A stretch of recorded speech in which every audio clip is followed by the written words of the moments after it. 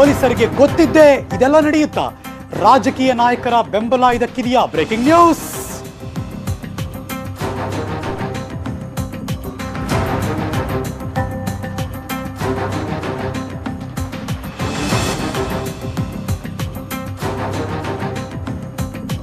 ಪೊಲೀಸರೇ drugs ದಂಧೆಗೆ ಬೆಂಬಲವಾಗಿದ್ದಾರಾ? Drugs king ಪಿನ್ಗಳಿಗಿದೆಯಾ ಹಾಗಾದ್ರೆ ರಾಜಕೀಯದ ನಂಟು? ಇತ್ತೀಚೆಗಾಗಿರುವಂತಹ ಹಲವಾರು ಬೆಳವಣಿಗೆ, ಬೇರೆ ಬೇರೆ ಹೇಳಿಕೆ ಕೊಟ್ಟಿರೋದು, ಇದೆಲ್ಲವನ್ನು ಗಮನಿಸಿದಾಗ ಈ ಪ್ರಶ್ನೆ ಎಲ್ಲರಲ್ಲೂ ಕೂಡ ಕಾಡಿರುತ್ತೆ. ರಾಜಕಾರಣಿಗಳ ಬೆಂಬಲದಿಂದಲೇ ಈ ಡ್ರಗ್ಸ್ ದಂಧೆ ನಡೆಯುತ್ತಾ? 2012ರಲ್ಲೇ ಈ ಡ್ರಗ್ಸ್ ದಂಧೆ ಹೆಚ್ಚಾಗಿತ್ತು ಅಂತ ಯೋಗೀಶ್ ಭಟ್ ಅವರು ವರದಿ ಕೂಡ ಹೇಳಿತ್ತು. ಈಗ ಮತ್ತೆ ಡ್ರಗ್ಸ್ ಕರಾಳತೆ ಬಗ್ಗೆ ಚರ್ಚೆ ನಡೀತಾ ಇದೆ. ಆಗ ಜಾರಿ ಆಗದ್ದು ಈಗ ಯಾಕೆ ಚರ್ಚೆ ಆಗ್ತಿದೆ ಅನ್ನೋ ಪ್ರಶ್ನೆ ಕೂಡ ಇದೆ. ಹಾಗಾದ್ರೆ ಈಗ ಯಾಕೆ ಯೋಗೀಶ್ ಭಟ್ ಅವರು ನೆನಪು ಮಾಡ್ಕೊಂಡ್ರು? ಆ ವರದಿ ನೆನಪಾಗ್ತಾ ಇದೆ. ಈಗಲಾದ್ರೂ ಅದಕ್ಕೊಂದು ದೊಡ್ಡ ಮಟ್ಟದಲ್ಲಿ ಕಡಿವಾಣ ಹಾಕೋದಕ್ಕೆ ಸರ್ಕಾರ ಮುಂದಾಗುತ್ತಾ? ಕಾದು ನೋಡಬೇಕು. Breaking news.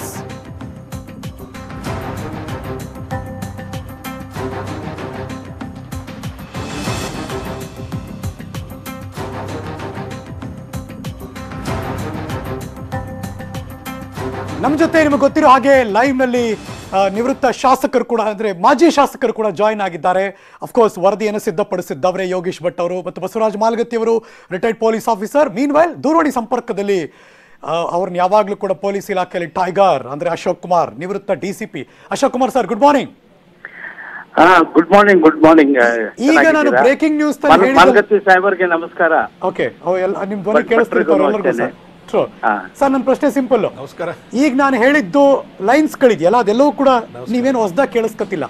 ಜನಸಾಮಾನ್ಯರ ಮನಸ್ಸಲ್ಲಿ ಮತ್ತು ಬೇರೆ ಬೇರೆ ಅವಾಗ ಆರೋಪ ಮಾಡಬೇಕಾದ್ರಲ್ಲ ಪೊಲೀಸ್ ಇಲಾಖೆ, ರಾಜಕಾರಣ, ಡ್ರಗ್ಸ್ ಇವೆಲ್ಲ ಕೇಳಿ ಬರ್ತಾನೆ ಇರುತ್ತೆ. ನಿಮ್ ಕಾಲದಲ್ಲೂ ಕೂಡ ಇತ್ತು. ಯಾಕೆ ಈ ಲಿಂಕ್ ಯಾಕೆ ಓಡಾಡುತ್ತೆ ಸರ್?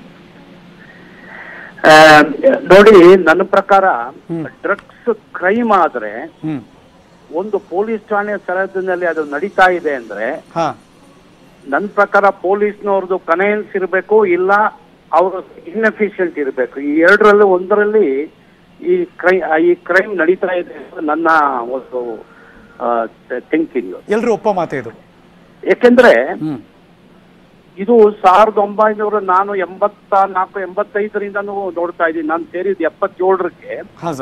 ನಾನು ಲ್ಯಾಂಡ್ ಆರ್ಡರ್ ಬಂದ ಮೇಲೆ ಬೆಂಗಳೂರು ನಗರದ ಆಗ ಶಿವಾಜಿನಗರ, ಟೌನ್, ಈ ಸುತ್ತಮುತ್ತ ಮಾತ್ರ ಡ್ರಗ್ಸ್ ಅನ್ನೋದು ನಡೀತಾ ಇತ್ತು. ಇನ್ಯಾವುದೇ ಬೆಂಗಳೂರು ನಗರದ ವಿಜಯನಗರ ಆಗ್ಲಿ, JP ನಗರ ಆಗ್ಲಿ, ಜಯನಗರದಲ್ಲಿ ಆಗ್ಲಿ 1 ಗ್ರಾಮ್ ಡ್ರಗ್ಸ್ ಹಿಡಿದಿದ್ದು ನಾನು ಕೇಳಿರ್ಲಿಲ್ಲ. ಆಗೊಬ್ಬ ಸಾಪ್ ನಯೀಮ್ ಅಂತಿದ್ದ, ಅದು ಹಿಂದೆ ಕತೆ. ಬಟ್ ಈ ಡ್ರಗ್ಸ್ ನಡೀತಾ ಇರೋದು ಇದರಲ್ಲಿ ಬಹಳಷ್ಟು ದುಡ್ಡಿನ ವ್ಯವಹಾರ ನಡೆಯೋದ್ರಿಂದ ಇದು ಬಹಳ ಸೀಕ್ರೆಟ್ ಆಗಿ ನಡೀತಾ ಇದೆ. ಈ ಗಾಂಜಾ ಅನ್ನೋದು ಬಹಳ ವರ್ಷಗಳಿಂದ ಇದೆ. ಗಾಂಜಾ ಬೇರೆ, ಬಟ್ ಈ ಬೇರೆ ಡ್ರಗ್ಸ್ ಇದೆಯಲ್ಲ, ಈ ಬ್ರೌನ್ ಶುಗರು, ಹೆರಾಯಿನ್, ಕೊಕೇನ್, ಇವೆಲ್ಲ ಮೊದಲು ಇದರಿಂದ ಬರ್ತಾ ಇತ್ತು, ಅಫ್ಘಾನಿಸ್ತಾನದಿಂದ. ನಾನೇ 1 kg ಬ್ರೌನ್ ಶುಗರ್ 87ರಲ್ಲಿ ಹಿಡಿದಿದ್ದೆ. ಅದಕ್ಕೆ ಅಫ್ಘಾನಿಸ್ತಾನದ ಸೀಲ್ ಇತ್ತು. 1 kg ಬ್ರೌನ್ ಶುಗರ್ ಅದು ಚಿಕ್ಕಮಂಗ್ಳೂರಿಂದ ಬಂತು. 1 kg ಆ ಕಾಲಕ್ಕೆ ಅದು ದೊಡ್ಡ ದುಡ್ಡೇ. ಹೌದು, ಆವಾಗಲೇ 1 ಕೋಟಿ ಇಂಟರ್ನ್ಯಾಷನಲ್ ಮಾರ್ಕೆಟ್ ನಲ್ಲಿ. ಬಟ್ ನನಗೆ ಹಿಡಿದಿದ್ದಕ್ಕೆ ರಿವಾರ್ಡ್ ಸಿಕ್ಕಿದ್ದು 5 ರೂಪಾಯಿ.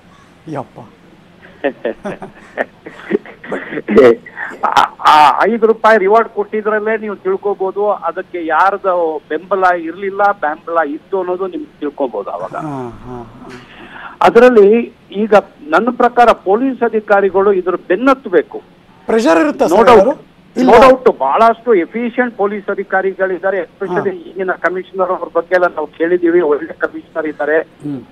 ಇದಕ್ಕೆ ಈ ಸ್ಪೆಷಲ್ ಸ್ಕ್ವಾಡ್ಗಳು ಮಾಡಿ ಕಂಟಿನ್ಯೂಸ್ ರೈಡ್ ಮಾಡ್ತಾ ಇರಬೇಕು. ಎಲ್ಲಿ ರೈಡ್ ನಲ್ಲಿ ಎಲ್ಲೆಲ್ಲಿ ಸಿಕ್ಕುತ್ತೆ ಅದಕ್ಕೆ ಬಹಳ ಒಳ್ಳೆ ಬಹುಮಾನನೂ ಕೊಡ್ಬೇಕು. ಬಸವರಾಜ ಮಾಲಗತ್ತಿ ಸರ್ ಹೇಳ್ತಿದ್ರು ಸರ್, ಅಶೋಕ್ ಕುಮಾರ್ ಸರ್, ಅಂದ್ರೆ ಯಾರು ಹಿಡಿತಾರೆ ಅವರೆಲ್ಲ ಸಣ್ಣ ಸಣ್ಣ ಮೀನಾಗಿರುತ್ತೆ, ದೊಡ್ಡ ತಿಮಿಂಗ್ಲಗಳು, ಶಾರ್ಕ್ಗಳು ಇನ್ನೂ ಸಿಕ್ಕಿಲ್ಲ, ಅವ್ರು ಹಿಡಿಬೇಕು ಅಂದ್ರು.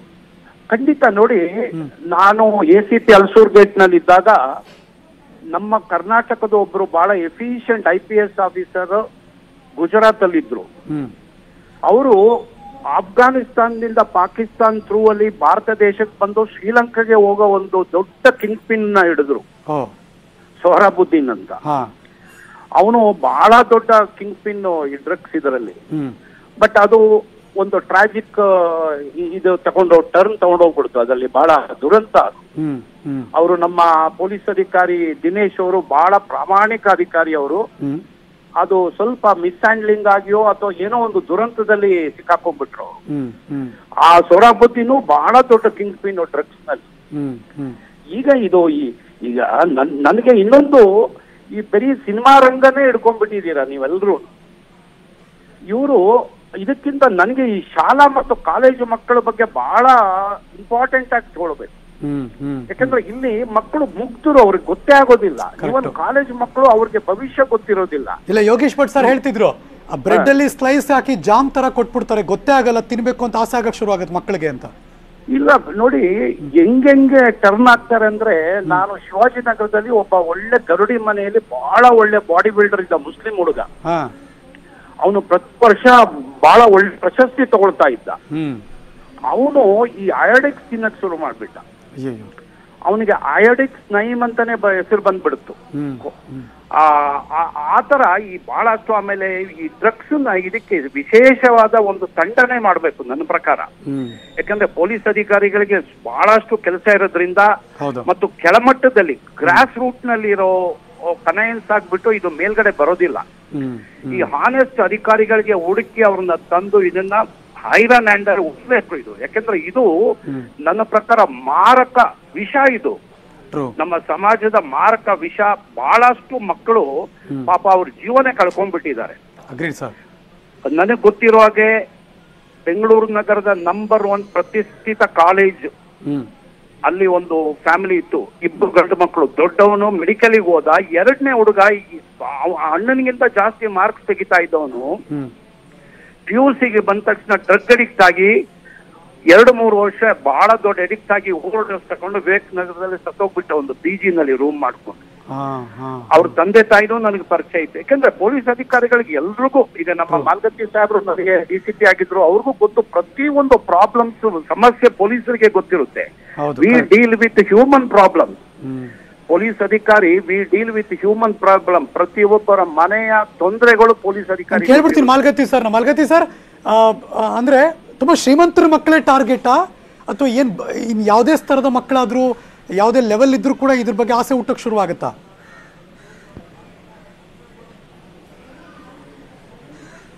ಅಶೋಕ್ ಕುಮಾರ್ ಅವರು ಹೇಳಿದ ಹಾಗೆ ಇದರಲ್ಲಿ ಬಹಳ ದೊಡ್ಡವ್ರ ಮಕ್ಕಳು ಇನ್ವಾಲ್ವ್ಮೆಂಟ್ ಇರ್ತದೆ. ಆದ್ರೆ ಇನಿಷಿಯಲ್ ಸ್ಟೇಜ್ ನಲ್ಲಿ ಈಗೇನು ಇಂಟರ್ನ್ಯಾಷನಲ್ ಸ್ಕೂಲ್ಗಳಿದಾವೆ, ಚಿಕ್ಕ ಮಕ್ಕಳು ಇರುವಾಗಲೇ ಚಾಕ್ಲೇಟ್ ನಲ್ಲಿ, ಪೆಪರ್ಮೆಂಟ್ ನಲ್ಲಿ ಅದನ್ನ ಡ್ರಗ್ ಮಿಕ್ಸ್ ಮಾಡಿ ಕೊಡ್ತಾರೆ, ಚಟ ಶುರು ಮಾಡ್ತಾರೆ. ನಂತರ ಅದು ಬೆಳೆದು ಈಗ ನೋಡಿ, ನ್ಯಾಷನಲ್ ಲಾ ಕಾಲೇಜ್ ಆಗಲಿ, ಕೆಲವೊಂದು ಮೆಡಿಕಲ್ ಕಾಲೇಜ್ ಆಗಲಿ, ಕೆಲವೊಂದು ಇಂಜಿನಿಯರಿಂಗ್ ಕಾಲೇಜ್ ಆಗಲಿ, ಅಲ್ಲೆಲ್ಲ ಈ ಡ್ರಗ್ಸ್ ಮಾಫಿಯಾ ವರ್ಕ್ ಮಾಡ್ತದೆ. ಹೀಗಾಗಿ ಈ ಇರುವಂತಹ ಏನ್ ನಮ್ಮಲ್ಲಿ ಸ್ಟಾಫ್ನವ್ರು ಇದ್ದಾರೆ, ಅಶೋಕ್ ಕುಮಾರ್ ಹೇಳಿದ ಹಾಗೆ ಅವ್ರು ಮನಸ್ಸು ಮಾಡಬೇಕು. ಪ್ರಾಮಾಣಿಕತೆಯಿಂದ ನಾವು ಕೆಲಸ ಮಾಡಿದ್ರೆ ಖಂಡಿತವಾಗಿ ಅದನ್ನ ಸ್ಟಾಪ್ ಮಾಡಬಹುದು. ಮತ್ತೆ ಈ ರಾಜಕಾರಣಿಗಳು ಯಾರು ಇದರಲ್ಲಿ ಬೆನ್ನಿಲ್ಲ ಅಂದ್ರೆ ನಾವು ಹಿಡ್ಕೊಂಡ್ ಬಂದ್ಕೊಳ್ಳಿ ಏನಾಗ್ತದೆ, ಅವ್ರು ಬಿಡ್ರಿ, ಅವ್ರು ನಮ್ಮ ಪಕ್ಷದವರು, ಅವ್ರನ್ನ ಹಿಡಿದಿರಿ ಅಂತ ಈ ತರ ಒತ್ತಡ ಮಾಡಿ ಅವರು ಬಿಡಿಸುವಂತ ಕೆಲಸ ಮಾಡ್ತಾರೆ. ಇನ್ವಾಲ್ವ್ಮೆಂಟ್ ಇದೆ ಅಂದ್ರೆ ಈ ತರ ಇನ್ವಾಲ್ವ್ಮೆಂಟ್ ರಾಜಕಾರಣಿಗಳದು. ಇದನ್ನ ಬಿಡಿಸೋದಂತೆ ಅದನ್ನು ಸ್ಟಾಪ್ ಮಾಡಬೇಕು, ಅಂದ್ರೆ ಅದನ್ನು ಸ್ಟಾಪ್ ಆಗ್ತದೆ. ಅವರು ಅದರಲ್ಲಿ ಇಂಟರ್ಫಿಯರ್ ಆಗಬಾರ್ದು.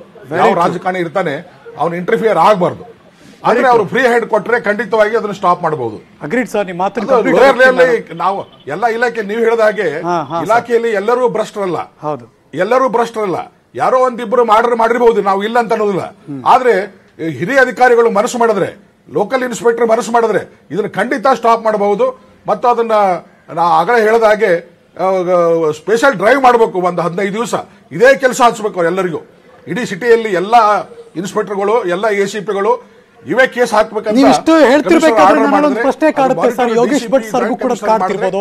ಇಷ್ಟೆಲ್ಲ ಒಂದು ವರದಿ ರೆಡಿ ಮಾಡಿ ಅದನ್ನ ಸರ್ಕಾರ ಕೊಟ್ಟು ಇದನ್ನ ಡ್ರೈವ್ ಮಾಡಿ ಅಂತ ಹೇಳಿದ್ಮೇಲೂ ಕೂಡ ಸರ್ಕಾರ 8 ವರ್ಷದಲ್ಲಿ ಮಾಡಿದ್ದೇನು ಅಂತ ದೊಡ್ಡ ಕ್ವಶನ್ ಮಾರ್ಕ್ ಬಂದ್ಬಿಡುತ್ತೆ. ಐ ರಿಕ್ವೆಸ್ಟ್ 3 ಜನ ದಯವಿಟ್ಟು ಹಾಗೆ ಲೈನ್ ನಲ್ಲಿ. ಶ್ರೀ ಅಶೋಕ್ ಕುಮಾರ್, ನಿವೃತ್ತ DCP, ಮತ್ತು ಬಸವರಾಜ್ ಮಾಲ್ಗತ್ತಿ ಅವರು, ನಿವೃತ್ತ